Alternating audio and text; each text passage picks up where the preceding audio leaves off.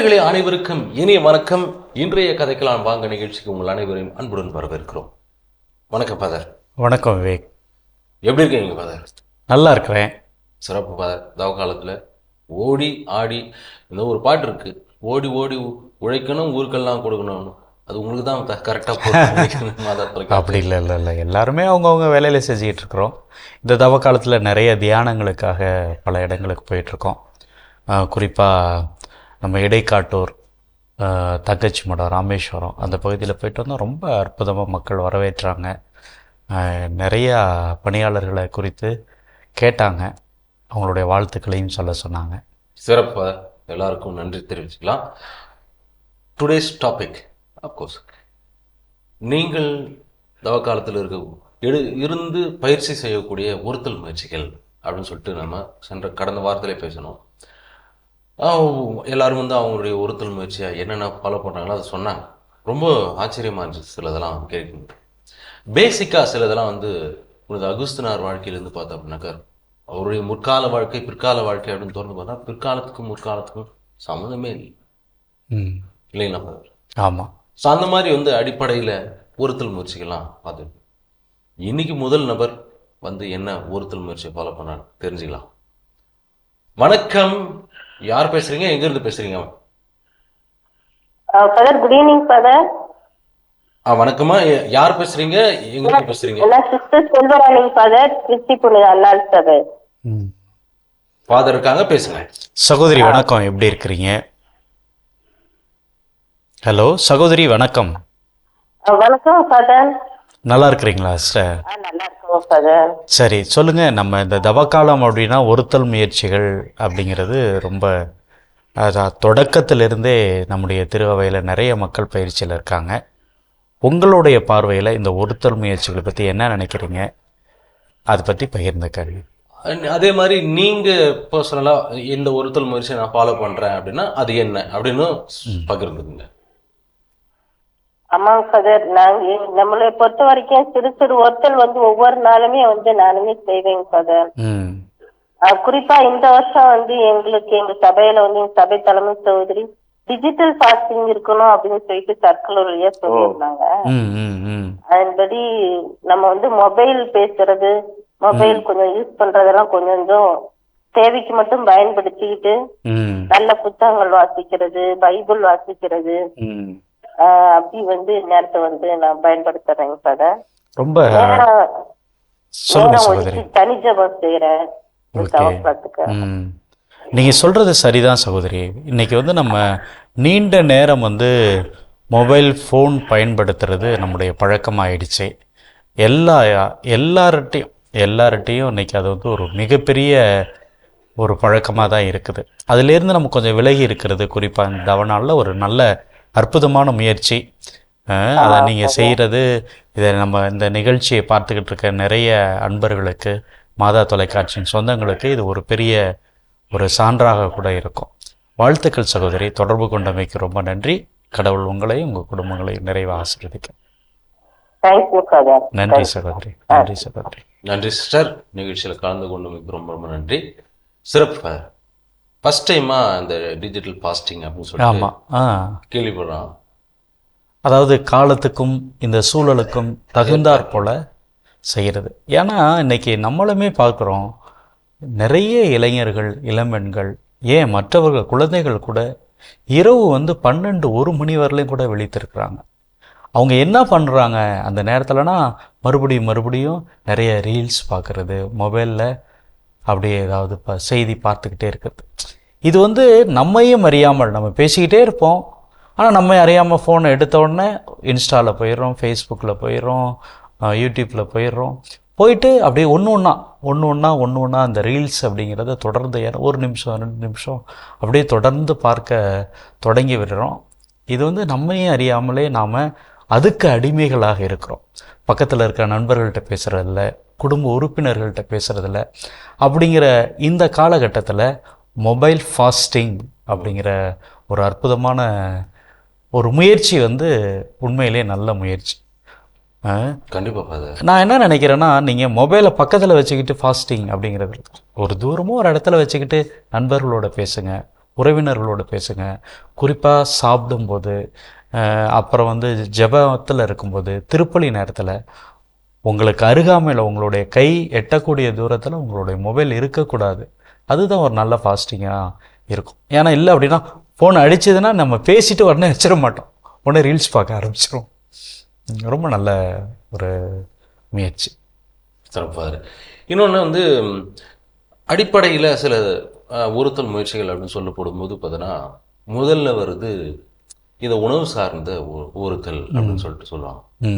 இப்போ இன்னைக்கு லைஃப் ஸ்டைலில் பார்த்தோம் அப்படின்னாக்கா உணவு என்பது ஒரு நலமான உணவா அப்படின்னு சொல்லிட்டு மேக்சிமம் அப்படி அளவீடுகளை எடுத்து பார்த்தோம் அப்படின்னாக்கா நலமான உணவு அப்படின்னு சொல்கிற நலம் தரும் உணவு அப்படின்றது எடுத்துக்கிறது கம்மியாக இருக்கும். ஆமாம். அது ப்ரிஃபர் பண்ணுறதும் இல்லை ஒரு சுவையான உணவு அப்படின்னு சொல்லிட்டு எடுத்துக்கிட்டோம்னா இது ரெண்டுத்துக்கும் வந்து சுவையான உணவு தான் அப்படின்ற மாதிரி ஒரு நோக்கம் இருக்குது. ஸோ அந்த அடிப்படையில் இப்போ அந்த உணவு சார்ந்த ஒரு ஒருத்தல் முயற்சி. ஆமாம், உணவு சார்ந்த ஒருத்தல் முயற்சிகள் வந்து நம்முடைய ஆதி காலத்திலிருந்தே மக்கள்கிட்ட, குறிப்பாக கத்தோலிக்க கிறிஸ்தவ மக்கள்கிட்ட நிறையாவே இருக்குது. காலையில் சாப்பிடாமல் இருக்கிறது, சாப்பிட்ற உணவில் வந்து கசப்பு சேர்த்துக்கிறது, இப்படிப்பட்ட இந்த முயற்சிகள்லாம் வந்து நிறையாவே இருக்குது. அதனால் அது வந்து உடம்புக்கும் நல்லது. குறிப்பாக கசப்பெல்லாம் என்னுடைய உடம்புல சேர்த்துக்கிறது உடம்புக்கும் நல்லது. அதே போல் நம்மளுடைய மனதையும் அது வந்து பக்குவப்படுத்தும். சிறப்பாக சொன்னீங்க. அதான் நம்ம தொடர்ந்து பேசலாம். நிகழ்ச்சியில் அடுத்த நபர் யாருன்னு பார்த்துடலாம். வணக்கம். வணக்கம், யார் பேசுறீங்க, எங்க இருந்து பேசுறீங்க? ஹலோ. வணக்கம், யார் பேசுறீங்க, எங்க இருந்து பேசுறீங்க? என் பேர் கவித்யா. சொல்லுங்க சொல்லுங்க. நான் பாண்டிச்சேரியில இருந்து பேசுறேன். சிறப்பு சிறப்பு. ஃபாதர் இருக்காங்க. உங்களுடைய ஒருத்தல் முயற்சிகள் அதை பத்தி பேசுங்க. சகோதரி வணக்கம், என்ன பண்றீங்க? நான் ஹோம் மேக்கரா இருக்கேன். ஓ, ரொம்ப மகிழ்ச்சி மகிழ்ச்சி. சொல்லுங்க சகோதரி, உங்களுடைய வாழ்க்கையில ஒருத்தல் முயற்சிகளை எப்படி பார்க்குறீங்க? அது ஏதாவது நீங்க உங்களுடைய வாழ்க்கையில பயிற்சியில இருக்கிறீங்களா? அதை பத்தி பகிர்ந்துக்கங்க. பொதுவா நான் ஒருத்தல் முயற்சியும் போது கோபங்களை குறைக்கிறதுக்கு முயற்சி பண்ணுவேன் ஃபாதர். ஏன்னா எனக்கு ரொம்ப சீக்கிரமா கோபம் வரும். ஒரு நிமிஷம் ஃபாதர். ஸோ அதனால வந்து அதை நான் வந்து எப்பவுமே ட்ரை பண்ணுவேன். ஏன்னா என்னால முடியாத ஒரு விஷயம் அதுதான். எல்லா வருஷமும் நான் அதை ட்ரை பண்ணிட்டே இருக்கேன். இந்த வருஷமும் அதுதான் நான் முயற்சி பண்ணிட்டு இருக்கிறேன். சரிதான் சரிதான். இல்லை உங்களை நீங்கள் இதை தவக்காலத்தில் மட்டும்தான் பயிற்சியில் எடுத்துக்குவீங்களா, இல்லை மற்ற நாட்கள்ல இதில்? இல்லை, தவக்காலம் வந்து தொடக்கமா இருக்கும். ஏன்னா நம்ம ஒரு 40 நாள் ஒரு விஷயத்த தொடர்ந்து செய்யும் போது அது நமக்கு வந்து அதுவே பழக்கமா மாறும். அப்ப அது பழக்கமாகும் போது நமக்கு வந்து அது வாழ்க்கையில அதை திரும்ப தொடர்ந்து கொண்டு போறதுக்கு ஈஸியா இருக்கும். ரொம்ப அழகா ஒரு ஒரு சிந்தனை சொல்லியிருக்கிறீங்க. அதாவது எந்த விஷயமுமே நம்ம தொடர்ந்து பழகிக்கிட்டே இருக்கும்போது அது நம்முடைய வாழ்க்கையினுடைய பழக்கமாக மாறிடும். அது இந்த 40 நாளில் நம்ம ஆரம்பித்தோம்னாலே அது நம்முடைய வாழ்க்கையில் நமக்கு நல்லா ஒட்டிக்கும் அப்படிங்கிற மாதிரி ஒன்று சொல்லியிருக்கிறீங்க. ஆமாம். உங்கள்கிட்ட பேசுனதில் ரொம்ப மகிழ்ச்சி சகோதரி. தொடர்ந்து மாதா டிவி பாருங்கள். தொடர்ந்து நன்றி நன்றி நன்றி. நன்றிங்கம்மா நன்றிங்கம்மா. நிகழ்ச்சிக்கு வந்து இது இந்த ஒரு அற்புதமான ஒரு வாரம். ஆமாம். இந்த பழக்கம் பொதுவாகவே உளவியெல்லாம் என்ன சொல்கிறாங்க அப்படின்னா, எந்த ஒரு செயலையும் நீங்கள் 21 நாள் செஞ்சீங்க அப்படின்னா அது வந்து உங்களுடைய வாழ்க்கையில் பழக்கமாயிரும்.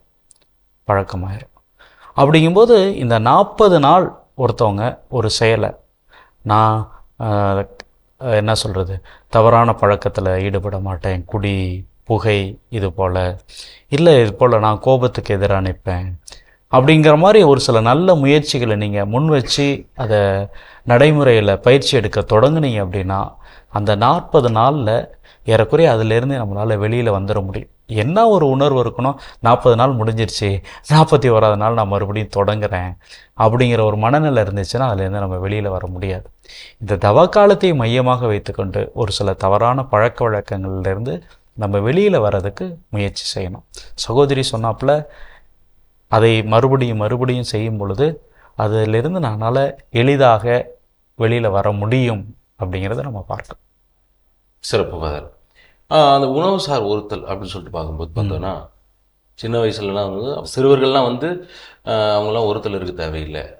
அதாவது உண்ணா நோன்பு காலையில் வந்து இருக்கணும் அப்படின்ற மாதிரி அவசியம். பட் பார்த்தோம்னா ஓவரால் அந்த 40 நாட்கள்லேயும் வந்து அசைவம் தவிர்ப்பது இருக்கும். புலால் மறுத்தல் அப்படின்றது. வெள்ளிக்கிழமை வீட்டில் இருக்கிற பெரியவங்க இல்லை 15 வயதுக்கு மேலே இருக்கிறவங்க எல்லாருமே பார்த்தோம் அப்படின்னாக்கா காலையில் எதுவுமே சாப்பிட மாட்டாங்க, தண்ணி கூட மேக்ஸிமம் குடிக்க மாட்டாங்க. மதியானம் வந்து ஏதோ அப்படி இப்படின்னு சும்மா சாப்பிட்றது. இரவு ஓகே சாதாரண சாப்பாடு. இருந்தாலும் பார்த்தா அப்படின்னாக்கா இதுலேயும் கொஞ்சம் ஆழமாக குறிப்பிட்டாக்கா எனக்கு இது போதும் அப்படின்ற ஒரு அளவு இருக்கு இல்லையா, அந்த அளவில் ஒரே ஒரு பிடி கொஞ்சமாக சாப்பிட்டா அது கரெக்டு.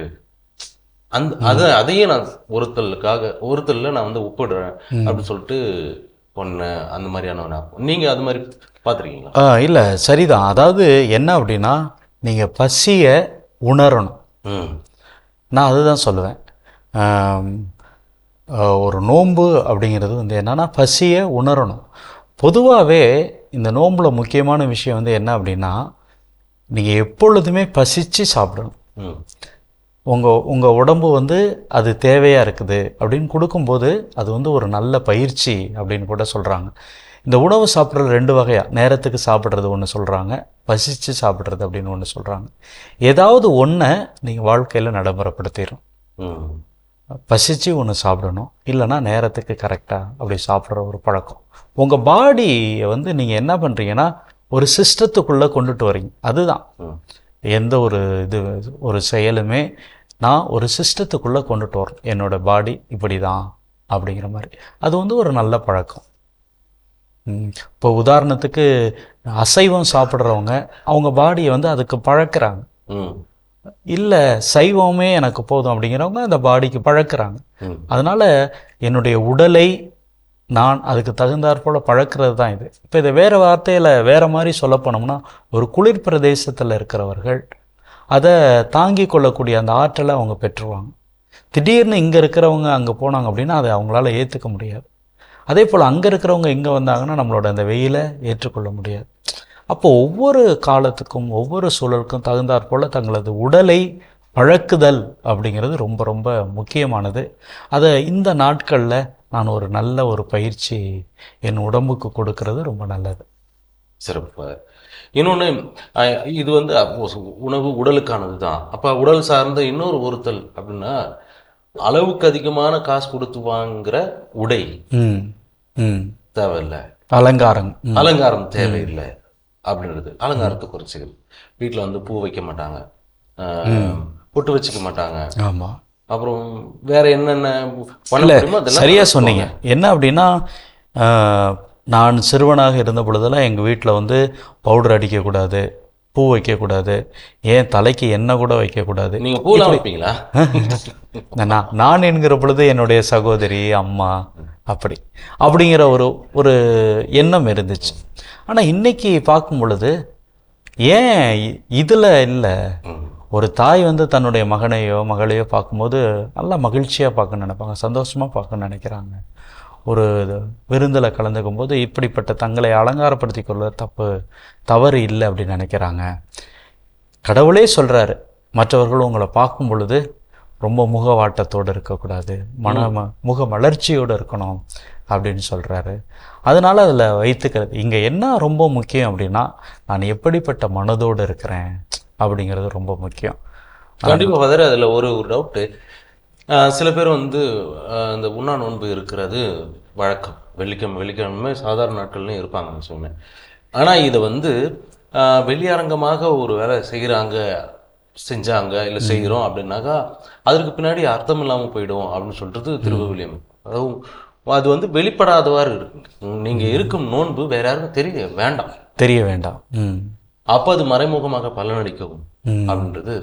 நான் சாப்பிடலன்றது இன்னொருத்தர் தெரிஞ்சு அவங்க வந்து ஐயோ ஃபாஸ்டிங்லாம் இருக்காங்க பயங்கரமாக இருக்காங்க அப்படி இந்த மாதிரியான ஒரு ஏதோ ஒரு செய்திக்காக, அதாவது மற்றவர்களுக்காக நான் இருக்கிற அந்த ஒரு மனநிலை அது எப்படி இல்லை. இது வந்து நான் எப்படி பார்க்குறேன்னா, அது ஒரு வகையான தாழ்ச்சி, தன்னையே தாழ்த்தி கொள்கிற அந்த ஒரு இது ஏன் அவங்களுக்கு தெரியணும்? இது வந்து என்னோட பர்சனல், எனக்கும் கடவுளுக்கும் இடையேயான ஒரு புரிதல். அப்படிப்பட்ட அந்த ஒரு உணவு வந்து மற்றவங்களுக்கு முன்னாடி நான் அப்படி இருக்கேன் இப்படி இருக்கிறேன்னா என்னன்னா என்னை உயர்த்தி கொள்வரா ஒரு மனநிலை, ஒரு கர்வம் வந்துடுது.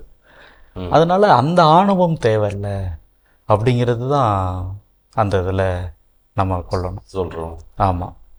அதே மாதிரி அப்படி சொல்லும்பொழுது பார்த்தோம்னா முகமும் ஒரு மாதிரி சட்டிலாக வச்சுப்பாங்க. ஆமாம், சட்டிலாக வச்சுக்கிறோம் அப்படின்னு சொல்லலாம். ஆக்சுவலி அதில் விதிவிலக்கா யார் வேணா இருக்கலாம், யார் வேணா இல்லாமல் இருக்கலாம். சட்டிலாக எப்படின்னா, நான் உணவு அருந்தலை, நான் வந்து உண்ணா நோன்பு இருக்கிறேன் அப்படின்றது எப்படியாவது இன்னொருத்தவங்களுக்கு தெரியப்படுத்திடணும் அப்படின்றதுக்கு ஒரு மாதிரியே வச்சுக்கிறேன் மூஞ்சு. என்ன பாஸ்டிங்கா, டயர்டாகிறீங்க அப்படின்னு யாராவது வந்து ஒருத்தருக்கு கேட்ட மாட்டாங்கள.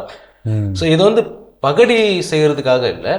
இந்த ஒரு மனநிலை உண்மையிலேயே ஒரு நோன்புக்கான வழி காட்டுமானா அது தெரியாது.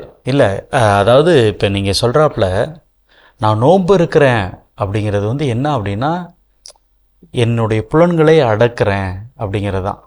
உன்னுடைய புலன்களை அடக்குகிற அந்த நேரத்தில் உன்னுடைய ஆணவத்தை நீ வெளியில் கொண்டு வந்துடக்கூடாது. இவ்வளோ தான். நான் யார் தெரியுமா, நான் விரதம்லாம் இருக்கிறேன் அப்படிங்கிற ஒரு ஆணவம் நமக்குள்ளே வந்துடக்கூடாது. அதுக்கு தகுந்தாற் போல் இருக்கணும். இல்லைங்க பரவாயில்ல அப்படிங்கிறது, ஐயோ நான் தொட்ட மாட்டேன் அப்படிங்கிற ஒரு மனநிலை இல்லை.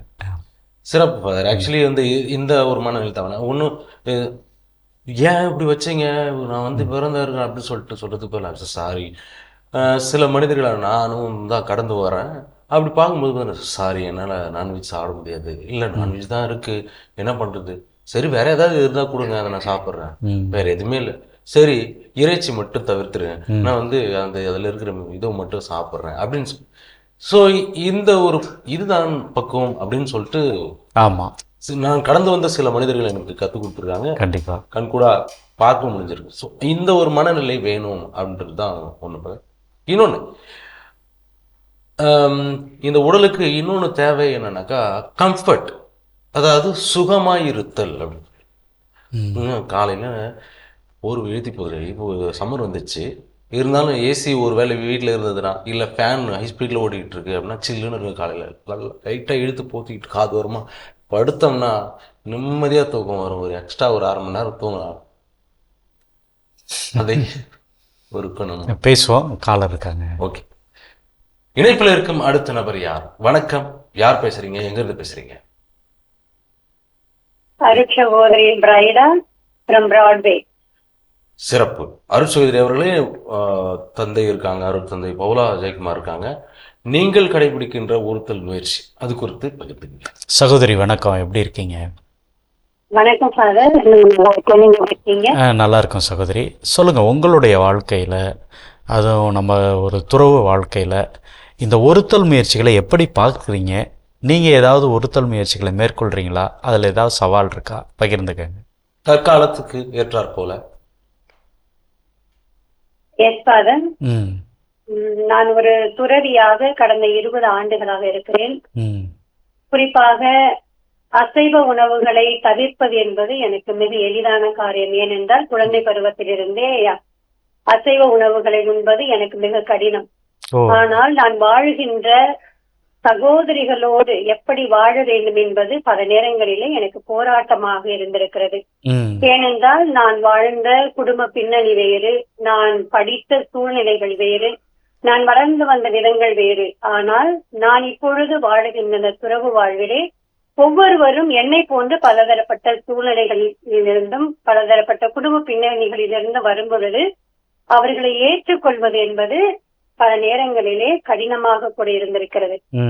ஆனால் என்னுடைய தவ முயற்சிகளால், குறிப்பாக என்னுடைய உருவாக்க பணியிலே அருட்சகோதரிகள் எனக்கு சொல்லிக் கொடுத்தவை எல்லாம், உனக்கு பிடிக்காத ஒன்றை நீ யாருக்கும் செய்யாதே, உனக்கு கோபம் வருகின்ற பொழுது கடவுளை மட்டும் நினைக்காதே, உன்னை பெற்றெடுத்த உன் தாய் தந்தையை நினை. ஏனென்றால் அவர்கள் குடும்ப வாழ்விலே பல கஷ்டங்களையும் வேதனைகளையும் அனுபவித்தாலும் அந்த குடும்ப வாழ்வு முறிவுபடாமல், அந்த திருமண வாழ்வு முறிவுபடாமல் வாழ்ந்து வருகிறார்கள் என்றால் அவர்கள் கொண்டிருக்கின்ற அந்த தவ வாழ்வு, ஒருவரை ஒருவர் ஏற்றுக்கொண்டு மன்னித்து அன்பு செய்து வாழ்கின்ற வாழ்வு என்று பல நேரங்களிலே எனக்கு என்னுடைய தாய் சொல்லிக் கொடுத்திருக்கிறார்கள். சரி. அதையே உருவாக்க நிலையில் இருக்கிற என்னுடைய உருவாக்குனர்களும் எனக்கு சொல்லிக் கொடுத்ததினால் எல்லா நேரங்களிலும் நான் இதை கடைபிடிக்க முயற்சி செய்கிறேன். குறிப்பாக எனக்கு பிடிக்காத ஒன்று செய்ய சொல்லும் பொழுது அதை நான் செய்த பாவத்திற்கு பரிகாரமாக, என்னுடைய முன்னோர் செய்த பாவத்திற்கு பரிகாரமாக அதை ஒப்புக் கொடுப்பதும், குறிப்பாக மரித்த உத்தரிக்கிற ஆன்மாக்களுடைய ஆன்மா இறைவனில் சங்கமிக்க அந்த கடினமான காரியங்களை எல்லாம் நான் ஏற்றுக்கொண்டு அதை செயல்படுத்துவது எனக்கு நான் செய்கிற ஒரு தவ முயற்சியாக நான் எண்ணுகிறேன். ரொம்ப அழகாக பகிர்ந்து கொண்டீங்க சகோதரி. தொடர்ந்து எங்களுக்காகவும் உங்களுடைய ஜெப முயற்சிகளை ஒப்பு கொடுங்க. மாதா டிவிக்காக ப்ரேயர் பண்ணிக்கோங்க. கடவுள் உங்களை நிறைய ஆசீர்வதிக்கும். நன்றி சகோதரி. Thank you father. நன்றிங்க, நன்றி நன்றி. இப்போது சகோதரி சொன்னதுலேருந்து ஒரு சின்ன ஒரு எண்ணம், ஒரு சிந்தனை என்ன அப்படின்னா, ஒரு குறிப்பிட்ட செயலுக்காக என்னுடைய அந்த செயல்களை ஒப்பு கொடுக்குற விஷயம். குறிப்பாக அந்த இவங்க மனம் மாறணும், அதுக்கப்புறம் வந்து கஷ்டப்படுறவங்க திரும்பணும், அவங்களுக்கு நல்லது இருக்கணும் அப்படிங்கிறது கூட வந்து இந்த ஒருத்தல் முயற்சிகளில் ஒரு நல்ல முயற்சியாக தொடக்க காலத்தில் இருந்திருக்குது.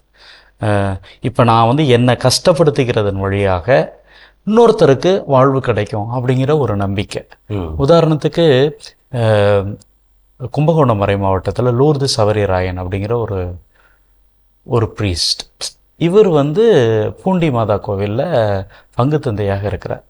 ஒரு செய்தி தான் இது, உண்மையாக என்னான்னு தெரியாது.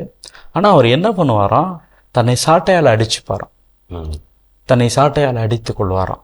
ஏன் அப்படின்னா, இந்த மக்களுடைய பாவங்களுக்காக நான் இந்த வழியை பொறுத்துக்கணும் அப்படிங்கிற ஒரு முயற்சி.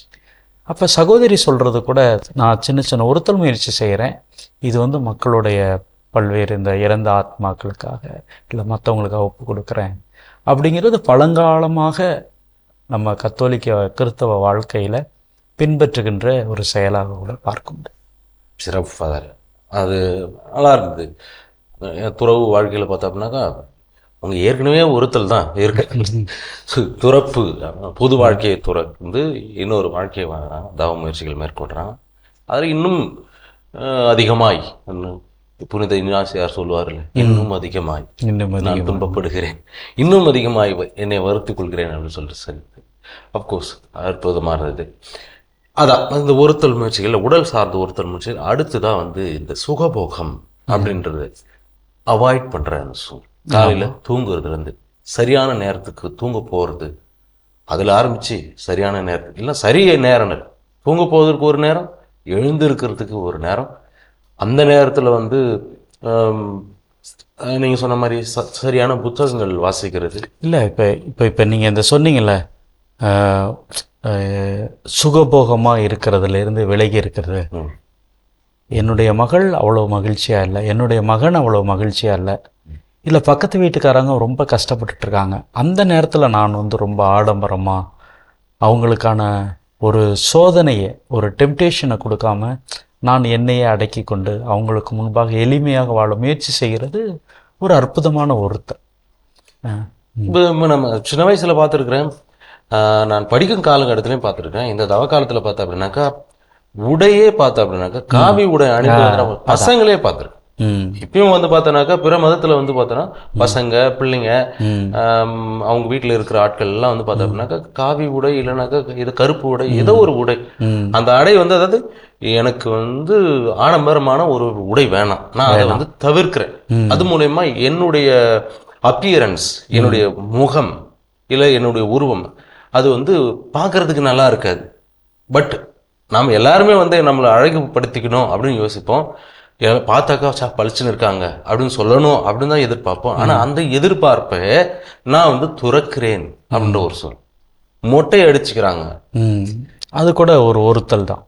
மொட்டை அடிக்கிறதுக்கு என்ன முடியை கொடுக்குறவங்க சாமிக்கு நீங்கள் விரலை கொடுத்துட்டு வர்றதுன்னு அப்படின்னா இதுக்கு பின்னாடி இருக்கிற அர்த்தம் நான் புரிஞ்சுக்கிறது, என்னுடைய அழகை நான் துறக்கிறேன். நான் பார்க்கறதுக்கு இந்த சொல்லுவாங்கல்ல அவலட்சணம் அப்படின்னு சொல்லிட்டு, மூஞ்சி பார்க்கறதுக்கு கோணையா இருக்குங்கெல்லாம் சொல்ல. இல்லை சார், நீங்கள் சொல்கிறாப்புல ஒருத்தனை வந்து அவமானப்படுத்தணும் அப்படின்னா வந்து முன்னாடி என்ன பண்ணுவாங்கன்னா மொட்டை அடிச்சு அடிப்பாங்க, அவனை வந்து அங்கே இங்கேயும் ஒரு மாதிரி கரும்புள்ளி செம்புள்ளிலாம் குத்தி அவனை வந்து அவமானப்படுத்துவார். அப்போ அதனுடைய ஒரு பிரதிபலிப்பு தான் இது. ஒருத்தர் மொட்டை அடித்து கொள்வது அப்படிங்கிறது என்ன அப்படின்னா, நான் அப்படிப்பட்ட ஒரு நிலைக்கு என்ன நான் ஒப்பு கொடுக்குறேன், என்னை அவமானப்படுத்திக் கொள்கிறேன், என்னை அசிங்கப்படுத்திக் கொள்கிறேன், அப்படியான ஒரு ஏறக்குறைய அப்படிப்பட்ட ஒரு ஒருத்தல் முயற்சி தான் இந்த மொட்டை அடித்துக் கொள்ளுதல். அப்போ என்ன பார்த்தோம்னா இந்த தெளிவு நமக்கு என்ன, மொட்டை அடிச்சுட்டு வர்றது என்னுடைய இயல்பான ஒரு முகத்தை நான் துறக்கிறேன், அதை வந்து வேற ஒரு நல்ல விஷயத்துக்காக ஒப்பு கொடுக்கிறேன் என்று இருந்தால் அது ஒருத்தலாகிறது அப்படின்றது. அடுத்து வந்து பார்த்தோம்னா பார்வை சார்ந்த ஒருத்தல் சொல்லலாம். இந்த உடல்ல இருக்கிறது அடுத்தது பார்வை. இந்த பார்வை சார்ந்த ஒருத்தல் அதை பற்றி சொல்லலாம். பொதுவாக நம்ம வந்து என்ன பண்ணுவோம்னா, என்னுடைய கண்கள் விரும்புகிறத எல்லாத்தையும் நம்ம பார்க்கணுன்னு ஆசைப்படுவோம். உதாரணத்துக்கு நான் டிவி பார்க்கணுன்னு ஆசைப்படுவேன், ஒரு என்ன சொல்கிற ஒரு திரைப்படம் பார்க்கணுன்னு ஆசைப்படுவேன். இந்த தவக்காலத்தில் ஒரு சிலர் பார்த்தோம்னா டிவி பார்க்க மாட்டாங்க, திரைப்படம் பார்க்க மாட்டாங்க. ஏன்னா அதன் வழியாக, அந்த கண் பார்ப்பதன் வழியாக உடல் வந்து ஒரு சந்தோஷத்தை அனுபவிக்குது. அதனால தான் நம்ம டிவி பார்க்குறோம், என்டர்டெயின்மெண்ட்டு சொல்கிறோம். அப்போ அதிலிருந்து நான் விலகி இருப்பது அப்படிங்கிறது தான் கண் சார்ந்த ஒருத்தல் முயற்சி. ஏறக்குறைய வந்து என்னென்னா, என்னுடைய ஐம்புலன்களையும் நான் அடக்கி ஒரு ஒருத்தல் முயற்சி செய்கிறது. அதுதான் நம்ம வந்து இந்த தவக்காலங்களில் நிறைய மக்கள் தொடர்ந்து கடைபிடிச்சிட்டு இருக்காங்க. சென்ற வாரம் கூட ஒருத்தவங்க பகிர்ந்துக்கிட்டாங்க, நான் டிவி பார்க்கறது நிறுத்தின இந்த மாதிரி ஒருத்தல் முயற்சியில இருந்து சுத்தமாக டிவி பார்க்கறது, டிவி போடக்கூட தெரியல அப்படின்னு சொல்லி சொன்னாங்க. அடுத்து வந்து எண்ணம் சார்ந்த இந்த நம்மளுடைய சிந்தனை வந்து இன்னைக்கு இங்கே உட்காந்துக்கிட்டே டெல்லிக்கு போவோம், அமெரிக்காவுக்கு போவோம், ஒவ்வொரு இடங்களுக்கும் அலைபாயும். இங்கே இருந்துக்கிட்டே நான் வந்து எதை வேண்டுமானாலும் யோசிக்க முடியும். அப்போ என்ன அப்படின்னா, நீங்கள் உட்காந்து இருக்கிறது ஆலயமாக இருக்கும், ஆனால் ஒரு கேவலமான ஒரு சிந்தனைக்குள்ளே போகும். அப்போ உங்கள் எண்ணத்தை ஒருமுகப்படுத்தி கடவுளை குறித்த செயல்களை, கடவுளை குறித்த செய்திகளை, இன்னும் நலம் பயக்கக்கூடிய சமூகம் சார்ந்த எண்ணங்களை நீங்கள் உங்கள் எண்ணங்களை அப்படியே கொண்டு வந்து ஒரு நல்ல செயல்களுக்கான பாதையில் செலுத்துறது ரொம்ப முக்கியமானது. சிறப்பு. இந்த எண்ணத்திலே வந்து பார்த்தா அப்படின்னா கடவுள் சார்ந்த எண்ணங்கள், நல்லது சார்ந்த எண்ணங்கள் அப்படின்றதுக்கு இன்னொன்று யோசிக்காமல் ஸ்டில்லாக உங்களால் இருக்க முடியுமா, அதாவது நம்மளால் இருக்க முடியுமா அப்படின்னு மனிதர்களால் அதையும் வந்து முயற்சி பண்ணலாம் இந்த காலகட்டத்தில் அப்படின்றது சொல்லலாம். ஏன் அப்படின்னா, ஏதோ ஒன்றுத்தில் கவனம் செலுத்துறதுக்கு எதுலேயும் கவனம் செலுத்தாமல் இருக்கிறப்ப இந்த இந்த இயலாமை, இந்த இல்லாமை அப்படின்றதெல்லாம் புரிய வரும் இல்லை? அதை தான் இன்றைக்கி வந்து நம்ம வந்து யோகாலாம் சொல்கிறாங்க, மனதை ஒருமுகப்படுத்துதல். நீங்கள் எதை அதிகமாக சிந்தித்து கொண்டே இருக்கிறீர்களோ அதுதான் உங்களது மனசுக்குள்ளே ஆழமாக போயிட்டே இருக்கும். அப்போது நான் எதை சிந்திக்கிறேன் அப்படிங்கிறது ரொம்ப முக்கியம். அந்த எதை சிந்திக்கக்கூடாது அப்படின்னு எடுக்கிறது ரொம்ப, அதை விட ரொம்ப முக்கியம். இது எல்லாத்தையும் இல்லாமல் அப்படியே நான் பேலன்ஸாக அப்படியே அப்போதைக்கு நடக்கிற ஒரு நிலைமையில் வரேன் அப்படிங்கிறது வந்து ஒரு பக்குவப்படுத்தப்பட்ட நிலை. அது வந்து என்ன அப்படின்னா, நீங்கள் தொடர் முயற்சி, நல்ல தியானம், உங்களை ஒருமுகப்படுத்துறதெல்லாம் நம்ம அதை தான் சொல்கிறோம். சிறப்பு ஃபாதர். இந்த அற்புதமான சிந்தனைகளோட இன்றைய நிகழ்ச்சியை நம்ம நிறைவு செய்யலாம். ஆன்மீகர்களை மீண்டும் அடுத்த வாரம் இதே நிகழ்ச்சியில் சந்திக்கிறோம். அதுவரை உங்களிடமிருந்து விடைபெறுகிறோம். இயேசுவுக்கே புகழ், இயேசுவுக்கே நன்றி, மரியே வாழ்க.